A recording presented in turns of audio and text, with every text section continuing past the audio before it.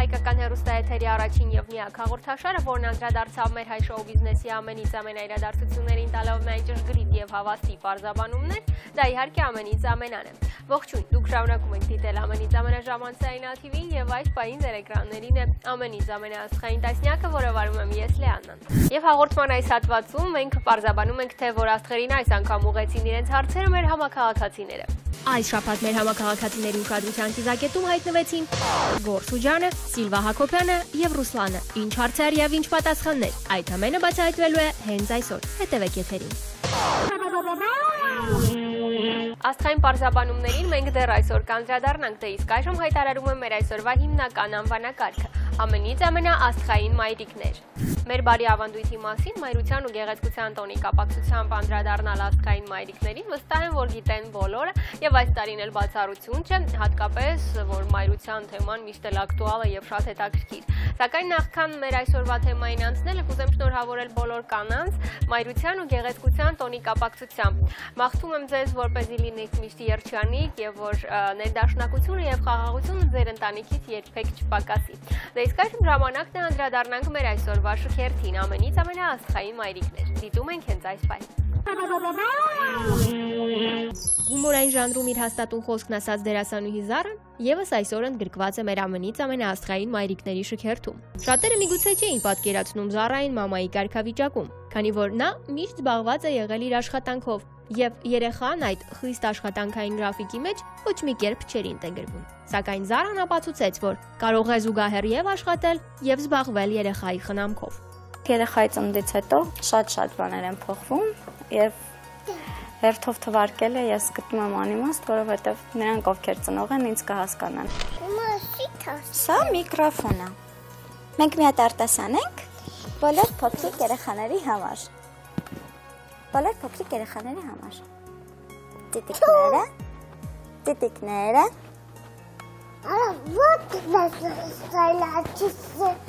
Ինչպես նշեցինք, այն պահին, երբ Զարան պետք է մայրանար, նա աշխատում էր գերծանրաբեռնված գրաֆիկով, նկարահանումներ, համերգներ, եւ բալիկի ծնունդից 30 օր անց նա կրկին վերադարձավ աշխատանքի։ Ինքը ծնվել է հունվարի 28-ին բանակի օրը, ես մինչև 27-ը նկարահանումներ եմ ունեցել։ Ծնվելուց հետո էլ բնականաբար որոշակի դադար տրվեց։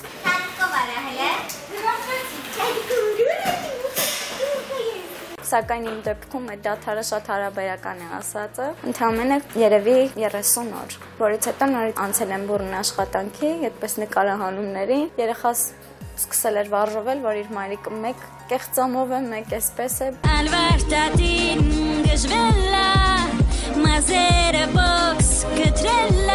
Անգամ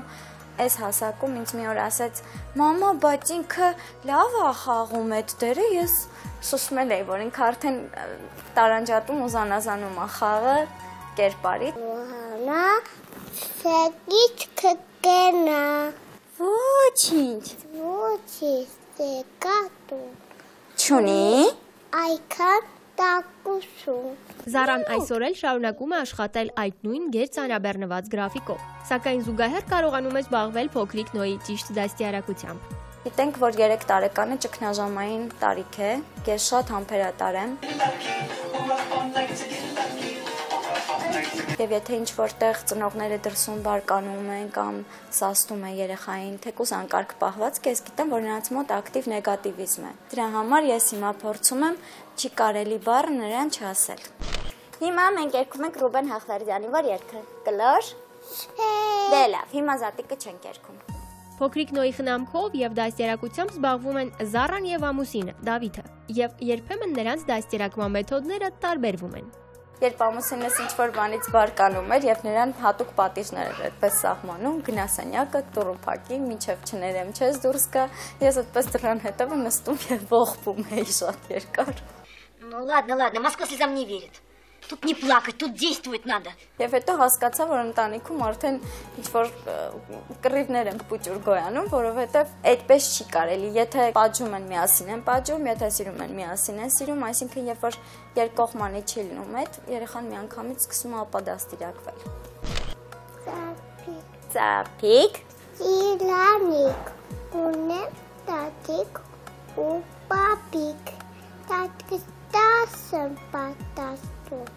տատկս փայտ եմ տատու Իսկ ես 10 տարի տակ նկարում եմ պատաստակ Ֆոտոստակ Եվ այնուամենայնիվ Դավիթը կատարյալ հայր է, ում Զարան հանգիստ վստահում է երեխային։ Ուրեմն բոլորս բարձր հաշվում եք մինչև 100-ը։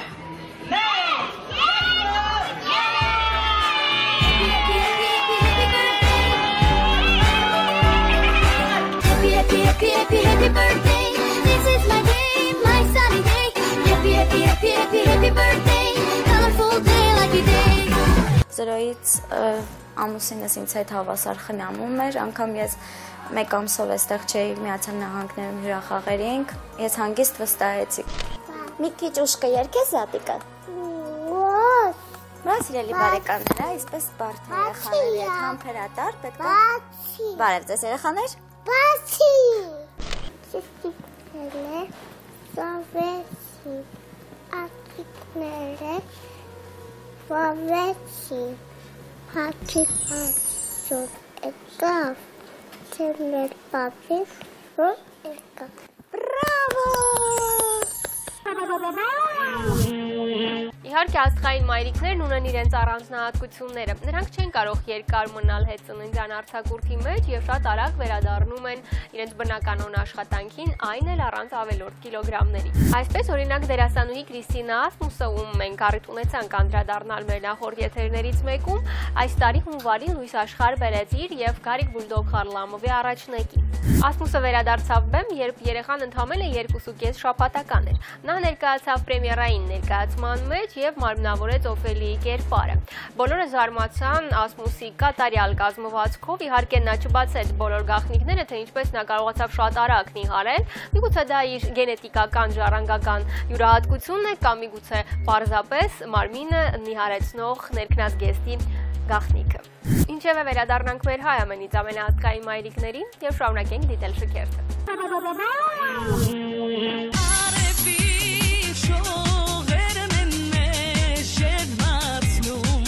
Ամենից ամենաաստղային մայրիկների շքերթում իր ուրույն տեղն է զբաղեցնում երգչուհի Լիանան, ով անկեղծ խոստովանում է, որ փոքրիկի ծնունդը շատ բան փոխեց իր կյանքում։ Ուրիշ կերպ ես նայում աշխարհին, ավելի հանգիստ, ավելի հանդարտ։ Մոտեցումները սա փոխվել, հարցերին սկսել եմ ուրիշ կերպ նայել։ Լիանան փոքրիկ Ալենչիկի հետ սկսեց շփվել դեռ մինչ նրա ծնունդը։ Երբ դեռ Ալենը փորիկից մեջ էր, փորձում էի այդ ժամանակվանից արդեն դաստիարակված բալիկ, որպեսզի ծնվեր եւ այնքան էի խոսել իր հետ, ինձ բոլորը համարում էին հոգեկան հիվանդ։ Ով տեսներ, ասում էր Լիանա, հանգստացի։ 2012 թվականի ապրիլի 28-ին Ալենը ծնվեց եւ կարծես թե առաջին իսկ օրվանից նա հասկանում է մայրիկին կես բառից անգամ կես հայացքից։ Երբ որ ինչ-որ բան ուզում է անել, նայում է իմ դեմքին, թե ես ինչպիսի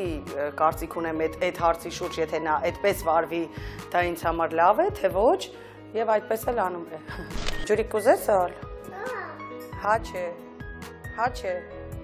Հա չէ։ Ալեն։ Ինտեպետիկը մկետիկը այսպես բաներ չեն կանում, մենք մեծ մարդու պես միասին նայում ենք, ասում ենք չի կարելի, այ թող, Ալեն, չի կարելի։ Չի կարելի թող։ Սիրում եմ ավելի իրան ծանոթ շրջապատում գտնվի, երբ որ ծանոթ է, ինքը ազատ է, ինքը աշխուժ է, ինքը այստեղ ամեն ինչը կքանդեր հիմա։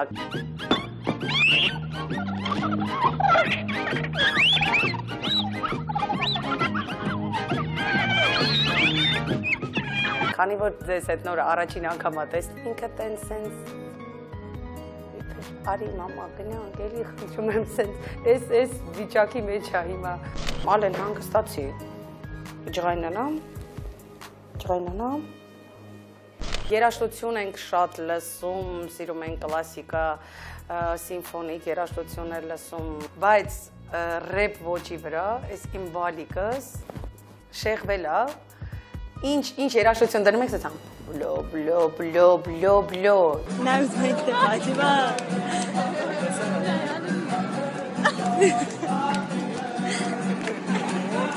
Փոքրիկ Ալենի ծնունդը իհարկե որոշակիորեն ազդել է Լիաննայի աշխատանքային կարիերայի վրա, սակայն նա դրան նորմալ է վերաբերվում, ասելով, որ դեռ կհասցնի նկարահանել նոր տեսահոլովակներ եւ ծավալել բուռն համերգային ծրագրեր։ Թեև այսօր էլ Լիաննան երգում է Երևանի ակումբներից մեկում։ Եվ այնուամենայնիվ որված գալի մասը Լիաննան փորձում է անցկացնել Ալենի հետ։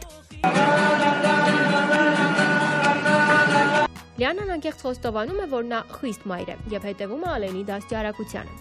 Խիստ մամա եմ, առհասարակ ես պահանջկոտ մարդ եմ, առավել եւս իմ հարազատ մարդկանցից, ել չեմ ասում իմ բալիկից, պատկերացնում եք, ուրիշի տանը պետք է ոչինչ չքանդի, այ ընկերուհուս տանն էինք, այս վերջերս զույգ բալիկներ ունի, ուրեմն դե փոքր են տարիքով իրենից, ինքը խաղում է, մեկ էլ այդ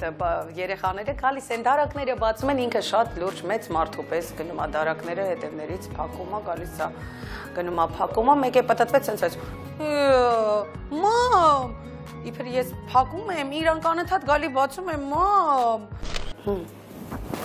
Սիրում ես առնից։ Սիրում ես։ Հա։ Հա։ Սիրում ես։ Գնա։ Հա։ Ինձ ժամանակին մամա չէր ասում, բոլորին էր մամա ասում սկզբից, տատիկիս, մայրիկիս, քրոջս, ինձ բոլորիս մամա էր ասում։ Հա, հետո դարա ես նանա։ Լիաննա, բայց հիմա իհարկե մամա, ինչ որ պետք է անի, մաման պետք է անի։ Գ։ Սանտար։ Համբերի գնանք հեսա։ Ալով, դե։ Իա, ջուրիկ տամ։ Հա։ Ջուր ուզում ես։ Հել մի հատ աչիկներով արա, աչիկներով մի հատ արա գնանք։ Լավ, աչիկներով արա գնանք, մի հատ աչիկներով։ Անդրադառնալով ռուսական շոու բիզնեսի աստղային մայրիկներին, կուզեմ հիշատակել Միխալկովների հայտնի տոհմի ներկայացուցչի դերասանուհի Աննա Միխալկովայի անունը։ Անցյալ տարի սեպտեմբերին նա լույս աշխարհ բերեց իր 3-րդ զավակին։ Այս լուրը շատերին շոկի ենթարկեց, քանի որ ողջ հղիության ընթացքում Աննան ոչ մի կերպ չէր մեկնաբանում այդ փաստը։ Սակայն ԶԼՄ-ներին ավելի շատ հետաքրքրեց այն փաստը, որ երեխայի ծնունդից հետո Աննան շատ է նիհարել։ Իհարկե Աննան չի բացում բոլոր փակագծերը, ինչպես դա նրան հաջողվեց նիհարել, սակայն ԶԼՄ-ներն անում են իրենց եզրակացությունները։ Աննան հետևում է առողջ ապրելակերպին, ինչի վառ ապացույցն է այն լուսանկարները, որոնք նա ժամանակ առ ժամանակ գցում է իր միկրոբլոգում, որտեղից պարզ երևում է, որ Աննան շատ ակտիվ զբաղվում է սպորտով։ Դե իսկ մենք վերադառնում ենք Հայաստան, որտեղ մեզ սպասում են մեր հայ ամենից ամենաաստղային մայրիկները։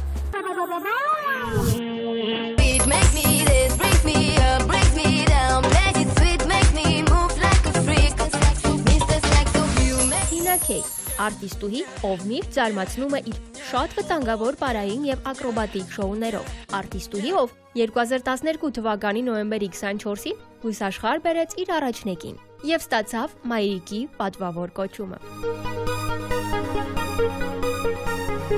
Նվիրված լինելով իր աշխատանքին, Թինան կարելի ասել, որ մինչև ծննդաբերելու օրը աշխատել է։ Ամսի 23-ին ես մեծ համերգ եմ ունեցել եւ հաջորդ օրը պարադոքս անգամ կարող եմ ասել ամսի 24-ի համար պլանավորած եմ ունեցել ծրագիր, որը որ ինձ թվում է բոլորին ծանոթ է, պետք է գնայի Ազատ գոտի եւ խոսեի թեմաներ հետաքրքիր։ Մեր աստղերը նախընտրում են ծննդաբերությունը բնական ճանապարհով, թե կեսարյան ճանապարհով, անգամ պատրաստվել էի, վարսավիրանոցը պատվիրել էի եւ այլն, որ պետքա գնայի Սիրունանայի նոր գնայի եթերի, բայց ինչպես հասկացա 24-ին ես չհասա այդ եթերին, չհասցրեցի պատասխանեմ այդ հարցերի։ Արտիստ մայր, յուրաքանչյուր կին արտիստուհի, ով ծայրահեղ նվիրված է իր աշխատանքին, սակայն միևնույն ժամանակ հոգատար եւ սիրող մայր է, շատ դժվար է լինում ամեն տեղ հասցնել, հատկապես երբ փոքրիկը դեռ կրծքի երեխա է։ Երբևէ տենց միտք անգամ չի եղել, որ երեխան ծնվեց, մի առժամանակ չեմ աշխատի, կամ ինչ լավա որ չեմ աշխատի։ Ծնվելուց հետո, մոտ 1 ամիս հետո ես վերադարձա լիարժեք իմ կատարյալ կազմվածքին եւ բնականաբար շարունակեցի եւ պարս, եւ երգս, եւ կրկեսը։ Եվ բացի դա էլ իմ դպրոցում դասավանդումը բնականաբար։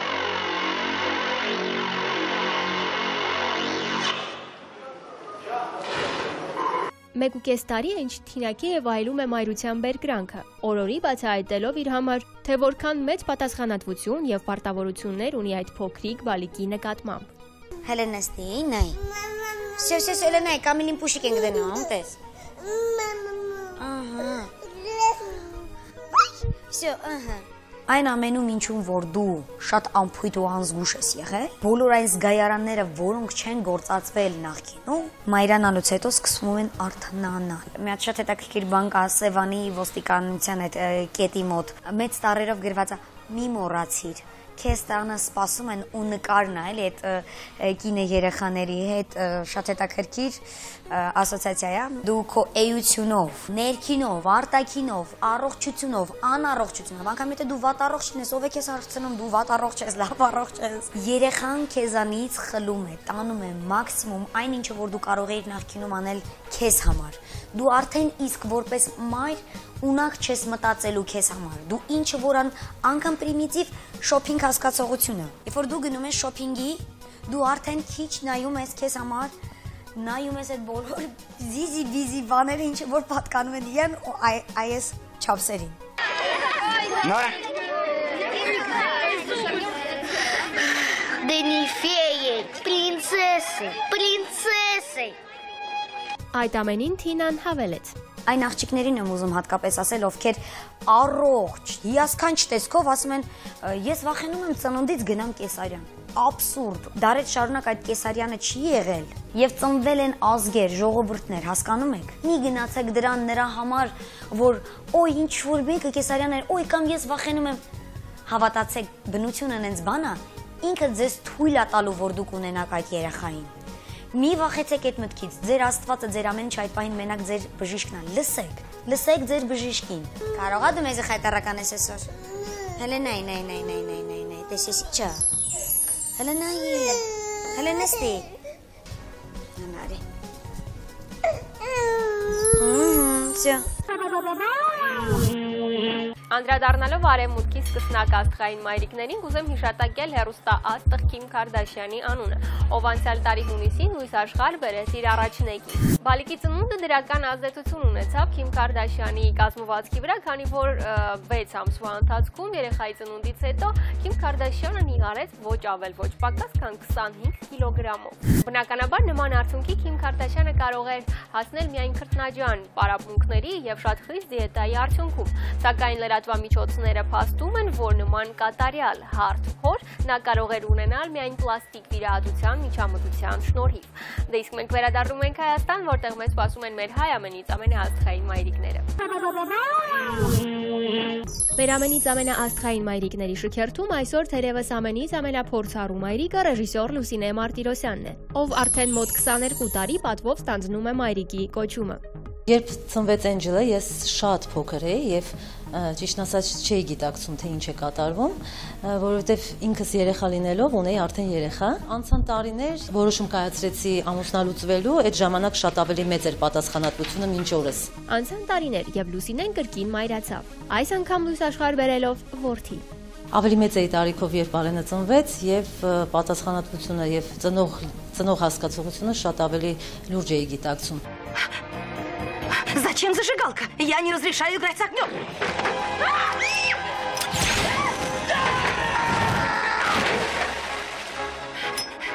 Но это последний раз. Կարծում եմ պակաս ոչինչի չեն զգացել, որովհետև ինձ համար դա դարձել էր ինքնանպատակ։ Շատ հաճախ Էնջելը եւ Ալենը արդեն ինձ անվանում են մածեց։ Ես երբ որ ավելի փոքր էի,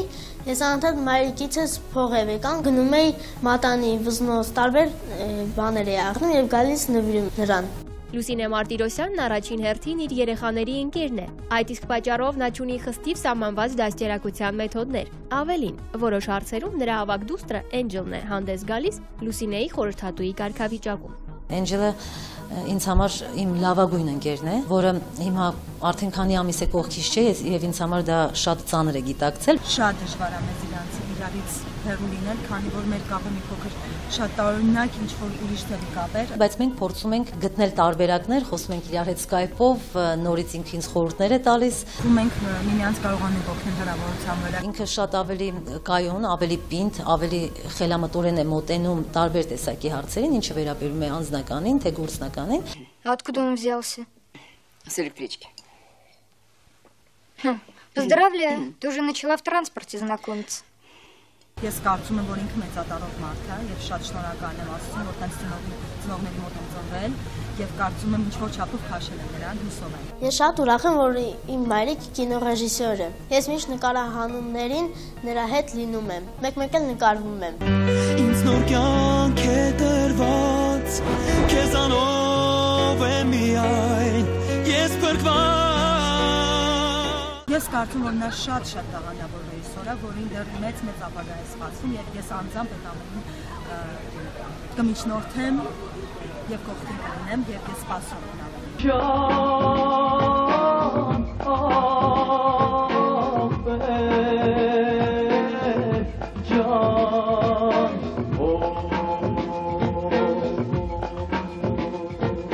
Ես շատ ընկերական եմ իրենց հետ եւ լինում է ժամանակ, օրինակ, երբ մայրս բարկանում է, որ Ալենը դասերը չի անում, իսկ մայրիկս գալիս է ինձ պաշտպան կանգնում, որովհետեւ համարում եմ, որ նա այնքան խելացի է, որ դեռ կհասցնի մեծագույն թերությունը երևի դա շատ վստահել է մարդկանց, ինչի որ ես էլ ինքս ունեմ, շատ նվիրվել է։ Ալենը հաճախ բարկանում է, որ ես ծխում եմ, բայց դա իմ մասնագիտական թերություններից մեկն է, որովհետև նկարահանումների ժամանակ եւ սցենար գրելուց կամ աշխատելիս բացի սուրճ ըմպելուց եւ ծխելուց ես ուրիշ ոչինչ չեմ կարողանում ընկալել։ Պատն այն է, որ անընդհատ ինձ խոստանում է, որ չի ծխի, բայց հետո ծխում է։ Մեկ-մեկ էլ որ իմ վրա բարկանում է, որ վատ եմ ուտում։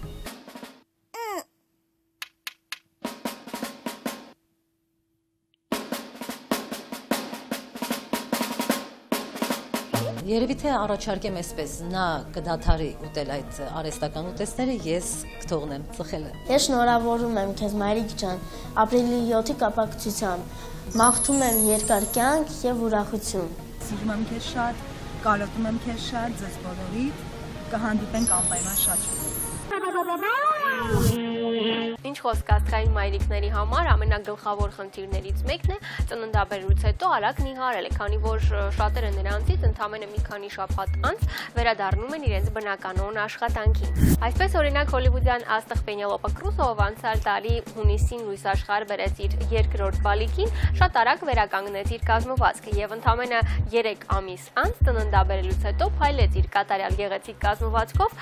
խորհրդատուն ֆիլմի պրեմիերայի ժամանակ, որտեղ նա մարմնավորել էր գլխավոր հերոսներից մեկի։ Երիտասարդ մայրը բացեց իր նիհարելու գաղտնիքը, նա ասաց, որ շատ արագ կարելի է նիհարել ընդամենը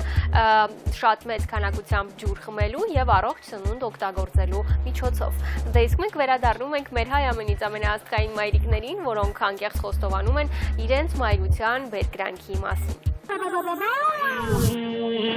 Ամենից ամենաաստղային մայրիկների շքերթում իր ուրույն տեղն է զբաղեցնում դերասանուհի, հաղորդավարուհի Նարինե Սուլթանյանը, ով առաջին անգամ մայրության բերկրանքը զգաց 3.5 տարի առաջ, երբ լույս աշխարհ եկավ փոքրիկ Միլան։ Նախ ասեմ, որ արդեն իսկ ցանկությունս առաջացավ մոտավորապես 27-28 տարեկանում մայրանալու, որովհետև կարծում եմ յուրաքանչյուր կնոջ համար ամենամեծ բերկրանքը կյանքի դա մայրանալն է։ Երբ որ ես մայրացա, ինձ մոտ կտրուկ փոխվեց կյանքս ինչ իմաստով, ոչ թե ֆիզիկապես իհարկե ծանրաբեռնվածությունը ավելի շատ է, բայց կնոջ մեջ ինչ որ կարևոր բան է փոխվում։ Կոնկրետ ինձ մոտ փոխվեց, ես ավելի ուժեղ դարձա, իմ կյանքը ավելի իմաստավորվեց։ Բաներ կային, որ ես գուցե եւ ինձ համար չէի անի։ Դստերս համար իհարկե կանեմ ամեն ինչ։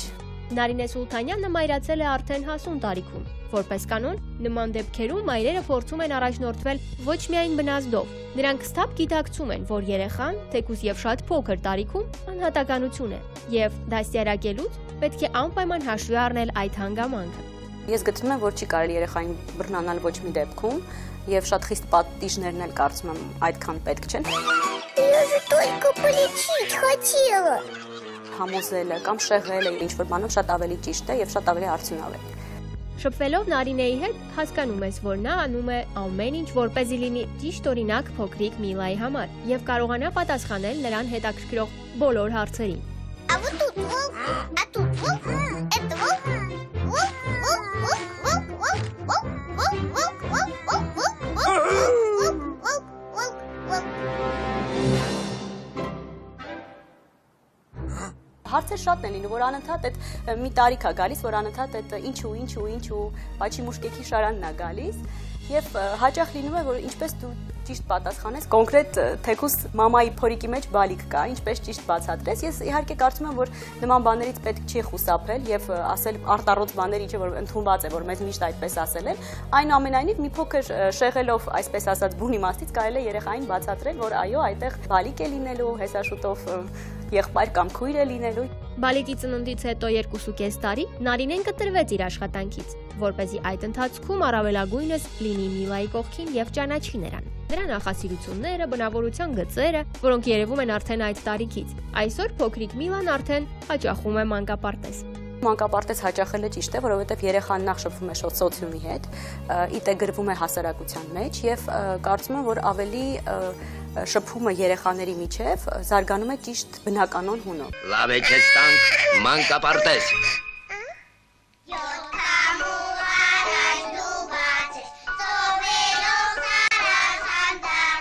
Նարինեն անկեղծ խոստովանում է, որ իր փոքրիկ Միլայի հետ նրանք ծայրահեղ բևեռներ են, թե արտաքնապես եւ թե բնավորությամբ։ Նա շատ համառ անձնավորություն է, փոքրուց երևում է անհատականությունը եւ պարտադիր պետք է իր ասածը լինի։ Իհարկե երբեմն ես բարկանում եմ իր վրա, բայց մյուս կողմից էլ չեմ ուզում շատ կոտրել, որովհետեւ ի վերջո պետք չի անհատականությունը երեխայի մեջ կոտրել։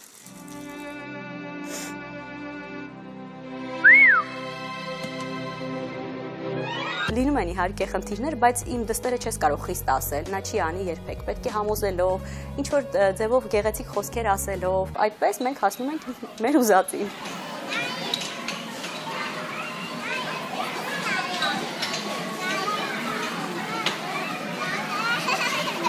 Կարծում եմ, որ մի երեխան ամեն դեպքում քիչ է եւ երբ շատ երեխաներ են լինում, դա կարծում եմ յուրաքանչյուր ծնողի ամենամեծ հարստությունն ու ձեռքբերումն է եւ առասարակ կարծում եմ, որ ծնողները կարող են համարել, որ իրենք լավ ծնող են, երբ տեսնեն իրենց երեխաներին գերազանցած գոնե թե շատ առումներով։ Ես իհարկե իմ մասին դեռ վաղ է այդպես խոսել, որովհետեւ ես դեռ նոր սովորում եմ ճիշտ մայրիկ լինելու քայլերը, կանոնները եւ կարծում եմ, որ շատ երեխաներ իսկապես լավ են, պարզապես պետք է կարողանալ բոլորին ճիշտ ուղղորդել մինչեւ իրենց գոնե որոշակի տարիքը եւ իհարկե ցանկությունը կա, Աստված ինչպես կկամենա։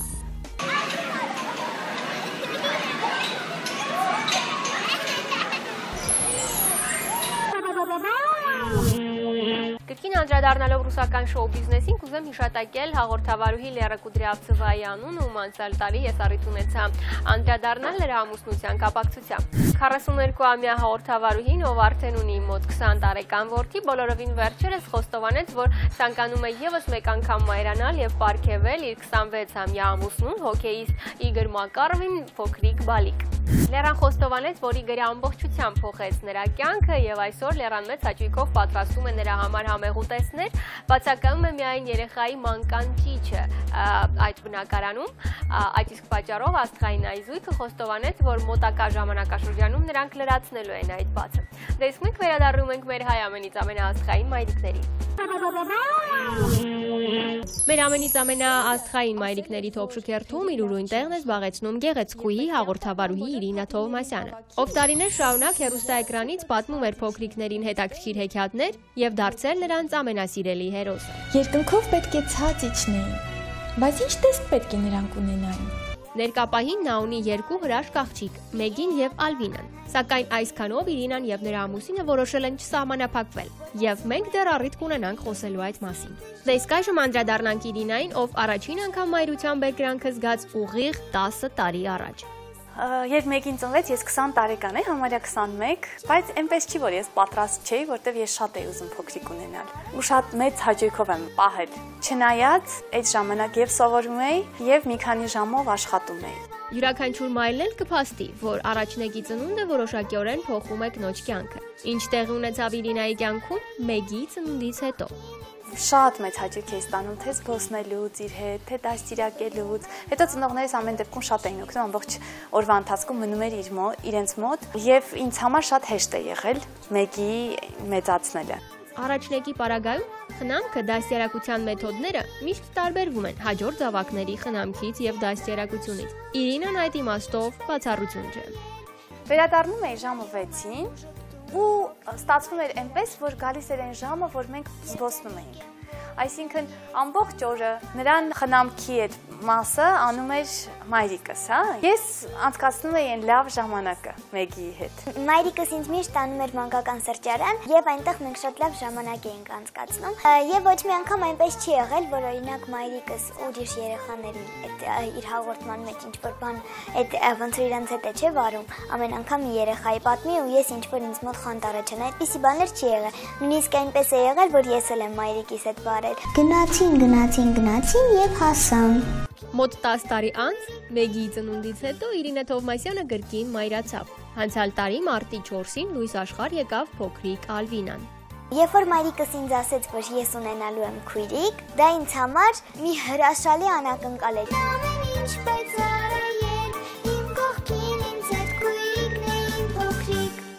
Երբ որ փոքրիկը ծնվեց, մայրիկը հավասար բոլորին ուշադրություն էր դարձնում։ Որ ասեմ շատ մեծ տարբերություններ իմ զգացմունքների մեջ, դա էլ ճիշտ չի լինի։ Ամեն դեպքում մայրական իմ զգացմունքները շատ նման էին, բայց տարբերությունը այն էր այս փոքրիկով, որ ես թե Մեգիի ժամանակ կարող է գիշերը չքներ, փոխանցեի, հա, տան մյուս անդամներին ու գնայի քնելու, որովհետև կմտածեի, որ ինձ հաջորդ օրը պետք է մի քիչ ինձ քնած լինեմ, հա, ահագին գործեր ունեմ, այս անգամ շատ ավելի այլ էր։ Երբ չէր քնում փոքրիկս, ես կարող էի գիշերը ամբողջ չքնել ու նայել իր վրա։ Ինձ համար բացարձակապես տարբերություն չկար Մեգին թե Ալյան, որովհետև ես մնացել եմ նույնը։ Ես չեմ կարող նրանց վրա բարկանալ, չեմ կարող ինչ-որ բան արգելել, ամենաշատը, որ կարող եմ ասել, չի կարելի կամ նեղանալ։ Եվ իմ մայրիկը իմ պահապան հրեշտակն է։ Ընտանիքում ով ինձ վրա սկսում է բարկանալ, մայրիկս ինչ-որ մի ձևով բացատրվում է։ Խրատել, բացատրել, դա ընդունում եմ, բայց բարկանալ, այնպես որ նա գնա հուզվի, լաց լինի, դա ինձ համար անընդունելի է, դրա համար միշտ փորձել եմ այնպես անել, մեղմել, հա, եթե տատիկին նույնիսկ բարկացնում, հա։ Մոտ ապագայում փոքրիկ Ալվինան կունենա փոքրիկ քույրիկ կամ ապերիկ։ Երբ որ մայրիկս ինձ ասեց, որ երրորդ երեխան է լինելու, ես արդեն ուրախությունից քիչ էր մնում թևեր ունենայի եւ սկսեի թռչել։ Չգիտեմ ինչու, ինձ թվում էր, որ դա տղա է լինելու։ Իսկ մայրիկին թվում էր, որ աղջիկ։ Այսպես մենք վեճերի մեջ ենք, բայց ես մայրիկին զգուշացնում եմ, որ կապ չունի թե ինչ է լինելու, ես մեկ է նրան շատ եմ սիրել։ Բացարձակապես չեմ վախենում, որ կարող է 2-3 փոքրիկ վազվզեն։ Դա ինձ համար ամենաիդեալական պատկերն է տան։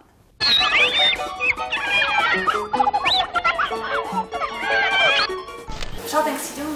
էքստրիմ երկուսս։ Դու էլ չես սիրում։ Հիմա չէ։ Վախենալու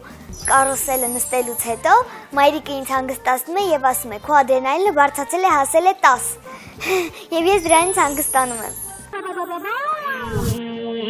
Ամենից ամենան շարունակում էր եթերը եւ ես սիրով ուզում եմ ողջունել բոլոր նրանց, ովքեր հենց այս պահին միացան մեզ։ Հատուկ ձեզ համար եւս մեկ անգամ հայտարարում եմ մեր այսօրվա հիմնական անվանակարգը։ Ամենից ամենաաստղային մայրիկներ։ Մեր ամենից ամենաաստղային մայրիկների շքերթում իր ուրույն տեղը գտավ հայտնի դիզայներ մոդելավորող Լիաննա Սարգսյանը, կամ ինչպես նրան բոլորն են կոչում, Էլսին։ Լիաննան անկեղծ խոստովանում է, որ երեխան միշտ սիրել է, բայց իրեն մայրիկի կարգավիճակով մինչ Էլիսի ծնվելը երբեք չի պատկերացրել։ Մինչ Էլիսի ծնվելը տղա երեխաների էի սիրում, բայց Աստված պարգևեց աղջիկ երեխա եւ մտածում եմ, որ երևի երկրորդն էլ աղջիկ կուզեի։ Լինելով իր աշխատանքի նվիրյալը, Լիաննան երբեք չի պատկերացրել, որ երեխան կարող է ինչ-որ ձևով խանգարել իր աշխատանքին։ Մինչև վերջ աշխատել եմ եւ իմ աշխատակազմի կանայք ասում են երևի քեզ այստեղից էլ կտանեն, բայց տենց չեղավ, ազատ օր եղավ, բանակի օրը եղավ։ Երբ էր քո ծնունդը? Ամսի 28։ Որ ամսի? Հունվարի։ Ապրես։ Ինչի օրն էր? Բանակի օրը։ Ու ինչ շոր էիր ուզելու մամայից? Հարցիկի։ Ինչ ձև էր ինքը? Ծաղիկներով։ Էլիսը չի խանգարել ինձ, որովհետև եղել է շատ հանգիստ երեխա եւ տատիկների մոտ շատ հանգիստ մնացել է։ Баю, баюшки, баю, նուչինիկու մայու։ Եվ հանգիստ գնացել ենք աշխատանքի, հետ ենք վերադարձել։ Ինքը ստինքան ինքը նորություններ ու հետաքրքիր էր, շուտ էր ուզում տուն վերադառնայի, որ իր հետ շփվեի։ Իսկ հիմա ինչ կասես, անգլերեն գույները կասես։ Կարմիրը ո՞րն էր։ Կապույտը։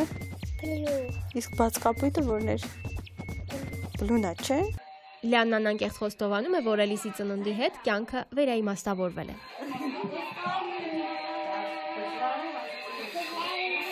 Երբ որ դու երեխա չունես, ինքստիկյան աշխատանքից հետո գալիս ես մտքերով, չէ, ապրած օրով, իսկ իր տարբերակում այդ ամեն ինչը մնում է դռնից դուրս եւ ուղղակի դառնում ես երեխա իր հետ եւ սկսում ես խաղալ։ Լասա որ դու քսվել շատ ես սիրում։ Հələ պատմի։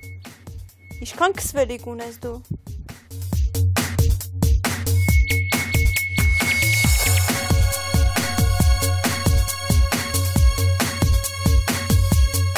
Փոքրիկ Էլիսը երբեք չի խանգարել Լիաննայի աշխատանքին, այլ ճիշտ հակառակը։ Նա միշտ իր ներածի չափով փորձում է օգնել մայրիկին։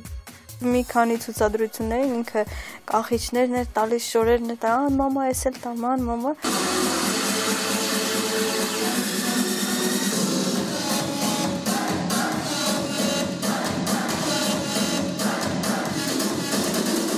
Հոսիկ ջերիկ, հոսիկ ջերիկ,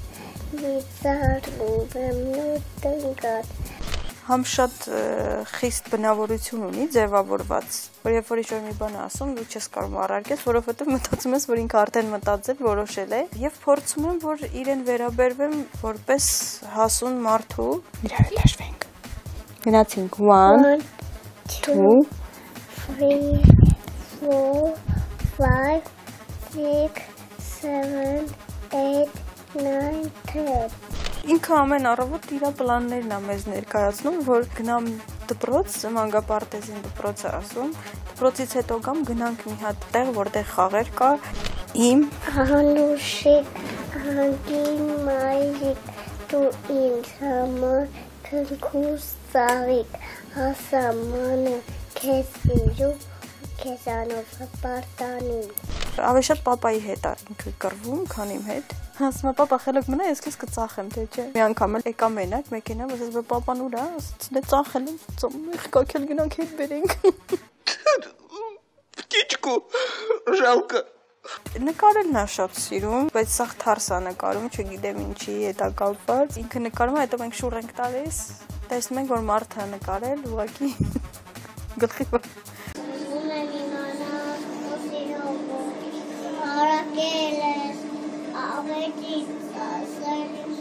Ինքը վախում է բանը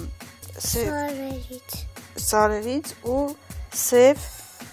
անտառներից, սև շունիկից, քանի ինչ ձևի շունիկներ կան, սև ու սպիտակ, սևը որն է, կծուղը, բայց խի է կծում, Լիաննային ասա, որ ինքն էլ իմանա, որտև չար երեխաներին, որ չարություն են անում, գալիս է որիկները կծում է, ու կա սպիտակը, չէ, իրանք ինչ են անում, հետո լպստում է, քնում են, գալիս են, ոնց են անում, ոնց են, Պարզվում է, որ արևմտյան աստղային մայրիկներից շատերն էլ պատրաստվում են ու երազում են կրկին մայրանալ, այսպես օրինակ Վիկտորիա Բեքհեմը, ով ունի 3 որդի եւ 1 դուստր, բոլորովին վերջերս հայտարարեց, որ շատ է ցանկանում եւս մեկ անգամ մայրանալ եւ լույս աշխարհ բերել փոքրիկ աղջիկ։ Փոփաստղ Բրիթնի Սպիրսն էլ բոլորովին վերջերս հայտարարեց, որ ցանկանում է լույս աշխարհ բերել փոքրիկ աղջիկ։ Նա ունի արդեն 2 որդի եւ 1 դուստրի։ Արկայությունը նրան երջանկություն կպարգևի։ Դե ինչ մեզ մնում է միայն մաղթել, որպեսզի Վիկտորիան եւ Բրիթնին իրականացնեն մոտակա ժամանակաշրջանում իրենց երազանքը, դե իսկ մեզ մնում է ներկայացնել ձեր ուշադրությանը եւս մեկ ամենից ամենաաստղային մայրիկ։ Անի Խամբարյան Ամիրանը միշտ տարբերվել է իր քնքշությամբ, հեզությամբ եւ որ ամենակարևորն է բալիկների նկատմամբ մեծ սիրով։ Նա նույնիսկ տարիներ առաջ վարում էր փոքրիկների համար իր հեղինակային հաղորդումը եւ պատմում նրանց բարի հեքիաթներ։ Միևնույն ժամանակ Անին անընդհատ շփվում էր հորեղբոր Արմեն Ամիրյանի կրտսեր-դստեր փոքրիկ Արինայի հետ։ Գրեթե բոլոր ընտանեկան հավաքույթների Անին եւ Արինան անբաժան էին։ Անգամ Անին կատակով ասում էր, որ Արինան նրա աղջիկն է։ Իսկ երբ ծնվեց փոքրիկ մարդը, Արինան ստանձնեց Անի ավագ դստեր կարգավիճակը, ով սիրով կնամում է իր կրտսեր քույրիկին Մարտային։ А мне уже можно с ним поиграть? Пусть сначала немножко подрастет, хорошо? Սակայն վերադառնանք Անիին, ով անցյալ տարի հոկտեմբերի 24-ին լույս աշխարհ բերեց իր եւ ամուսնու դերասան Ստեփան Խամբարյանի փոքրիկ գանձին Մարտային։ Ասում են ընդհանրապես առաջին երեխան մամայի համար առաջին տիկնիկն է, ու այդ շատ ճիշտ է, էլի, Մարտան ինձ համար ոնց որ տիկնիկ։ Ես կարողա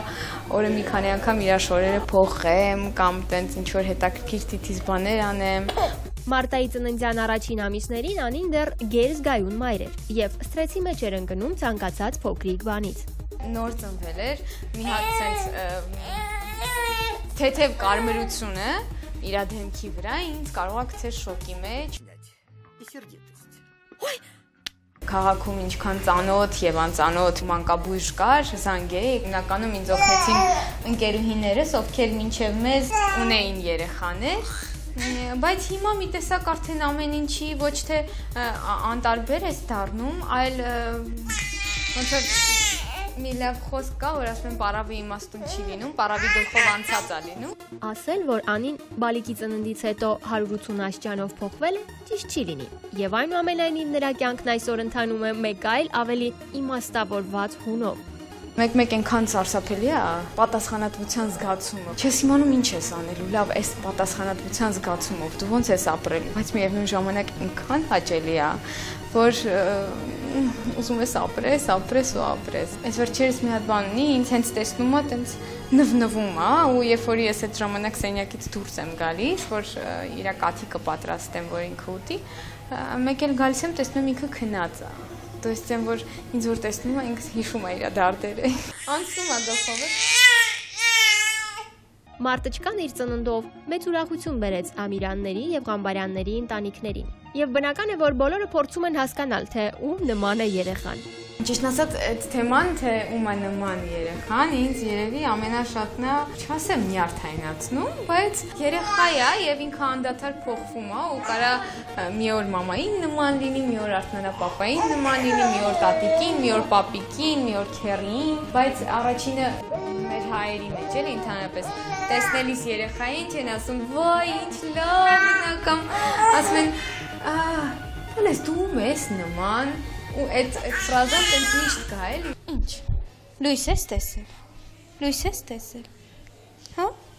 Հա? Ճիշտ է, ընդհանրապես երեխան իր հետ մեծ պատասխանատվություն է բերում ու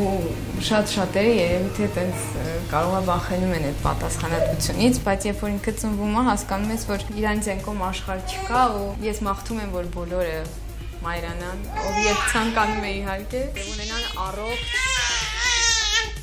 ու լաչար երեխաներ։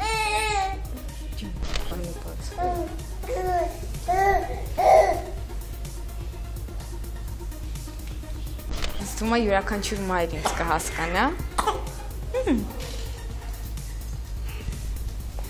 Հա, բգլիկ է ինքը, տենց իրա մատերն է ուտում, շորերն է ուտում, մի խոսքով հրաշք է։ Ժամանակն է անդրադառնալ աստղային պարզաբանումներին, որի շրջանակներում մեր համակարգացիները ուղղում են իրենց հարցերը մեր սիրված ու ճանաչված աստղերին, որոնք ամենայն սիրով ու ճշգրտությամբ պատասխանում են այդ բոլոր հարցերին։ Խորագիր, որ արդեն հասցրել է սիրվել ձեր կողմից, այնպես որ դիտում ենք հենց այս պահին։ Երրորդ հորիզոնական եւ այստեղ մեր համակարգացիները ուղղում են Դորյանց խմբի վոկալիստ Գորսուջանին հետեւյալ հարցը։ Ես հարց ունեմ Գորսուջանին, քանի որ շատ եմ սիրում իրենց խումբը, կցանկանայի իմանալ երբ է լինելու նոր ալբոմներ, նոր երգեր։ Երբ գրել ինքը մի քիչ այդպես զավոդի նման չէ, այսինքն չես կարող որոշել, որ դու պետքա մի ամսում 10 հատ կամ 2 ամսում 20 հատ երգ արտադրես։ Դա տворческий process է, որը պետքա սպասես մինչև այդ մուսան գա, ու մուսան կարող է մի ամիս չգա, մի տարի չգա, կամ 5 օր չգա, կամ մի օր գա, չգիտեմ։ Մենք ամեն դեպս աշխատում ենք այդ ուղղությամբ ու փորձում ենք երգեր գրել նոր ու կարծում եմ շուտով։ Երկրորդ հորիզոնականից մեր համակարգացիները ուղղում են իրենց հարցը Երգի պետական թատրոնի մեներքիչ Ռուսլանին։ Հարցս ուղղում եմ Ռուսլանին, եթե չլիներ Երգի պետական թատրոնը, ձեր կյանքը ոնց կդասավորվեր։ Եթե չլիներ Երգի պետական թատրոնը, երևի ես կամ չէի լինի Հայաստանում, կամ կերգեի շատ վատ երաժշտություն։ Եվ վերջապես առաջին պատվավոր հորիզոնական եւ այն բաժին է հասնում առավել հաճախ հնչած հետեւյալ հարցին։ Հարցս ուղղում եմ Սիլվա Հակոբյանին։ Ճիշտ է, որ լուրեր են պտտվում, թե ձեր պրոդյուսերը հանդիսանում է ձեր ընկերը, այլ ոչ թե ձեր հայրը։ Իհարկե չի համապատասխանում իրականությանը լուրերը, որովհետև իմ պրոդյուսինգով զբաղվում է ու կզբաղվի հայրս։ Միգուցե կլինեն ինչ-որ դեպքեր կամ չգիտեմ, ինչ-որ վիճակներ, որ այդ ամենը կստանձնի իր վրա իմ ընկերը, որտեղ ինքն էլ է այս բնակավարից, բայց գլխավոր գործունեությունը իհարկե մնում է հայրիկիս։ Եվս մեկ բացահայտումներով լի ամենից ամենաաստղային տասնյակ ներկայացրեցինք այսօր ձեր ուշադրությանը եւ այդ ամենին թերևս եւս մեկ անգամ հավելեմ իմ շնորհավորանքի խոսքերը բոլոր կանանց ու աղջիկներին։ Շնորհավորում եմ ձեզ մայրության ու գեղեցկության տոնի կապակցությամբ եւ մաղթում, որպեսզի դուք ձեր կյանքում գտնեք ձեր իսկական կանացի երջանկությունը։ Եվ ինձ մնում է միայն ասել, որ հաջորդ շաբաթ էլ մեզ սպասում է շատ հետաքրքիր մի անվանակարգ, այնպես որ ակտիվ հետևում ենք անոնսներին, բացահայտում անվանակարգը, տասնյակը եւ իհարկե սրտադրոп սպասում մեր հաջորդ եթերին։ Իսկ մենք կհանդիպենք արդեն հաջորդ կիրակի ամենից ամենաժամանցային ATV եթերում։ Հաջողություն։